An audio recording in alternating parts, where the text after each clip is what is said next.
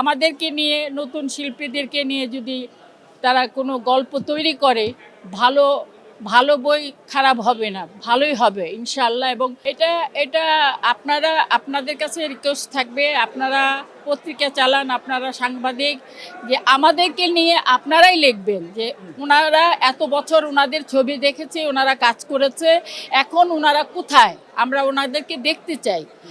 তাহলেই হয়তো বা একটু টনক নড়বে। কারণ আমরা অনেক দিন থেকে ইন্ডাস্ট্রি থেকে বাইরে আছি। এখন আমাদেরকে নিয়ে গল্প তৈরি করার মতো মন মানসিকতা কয়জনের আছে জানি না। তবে আমি বলবো, যারা আমরা এখনো বেঁচে আছি, যারা আছি পুরনো শিল্পী, আমাদেরকে নিয়ে নতুন শিল্পীদেরকে নিয়ে যদি তারা কোনো গল্প তৈরি করে, ভালো ভালো বই খারাপ হবে না, ভালোই হবে ইনশাআল্লাহ। এবং স্যান্ডেলিনা সো, রূপচর্চায় আভিজাত্য। আমাদের যারা দর্শক আছে পুরনো, তারা আমাদের ছবি দেখতে চায়, তারা এখনও আশা রাখে আমাদের দেখতে চায়। সেটা এখন তো আর নায়িকা না, যে কোনো ভালো ক্যারেক্টার আমাদেরকে বেস করে ছবি তৈরি করতে হবে। হিরো হিরোইন অবশ্যই থাকবে, অন্য শিল্পীরাও থাকবে।